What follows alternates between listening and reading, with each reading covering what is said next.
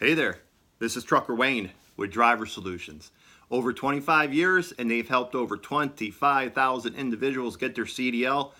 You could be one of them. Check them out at greatcdltraining.com. We're doing our version of the 12 days of Christmas and the 12 things that I'm thankful for in trucking.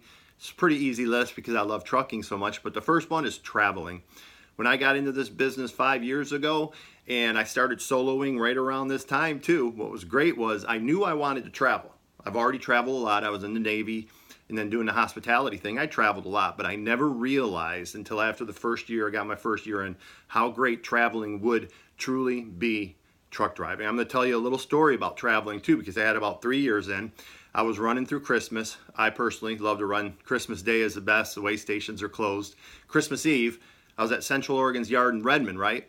So I'm there, I'm waiting. They had a load to go across the country, and it's Christmas Eve, and there was another load going to Vegas, and you had to sit for a little bit. They gave me a choice, and I chose Vegas, and they looked at me because I love to run, and I said, hey, I'm going to Vegas, baby. And I was able to get there, and I had 4 days to wait to unload. So when I got there, everyone knows the pilot in North Vegas, which is always busy, but it was the holidays.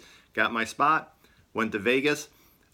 2 days after Christmas, I did a fly around of the Grand Canyon. Now, obviously, you know, they pay for the fuel for me to get to Vegas, right, and all the other stuff down there, I obviously had to pay for the fly around of the Grand Canyon, which trucking helped pay for anyways with my pay.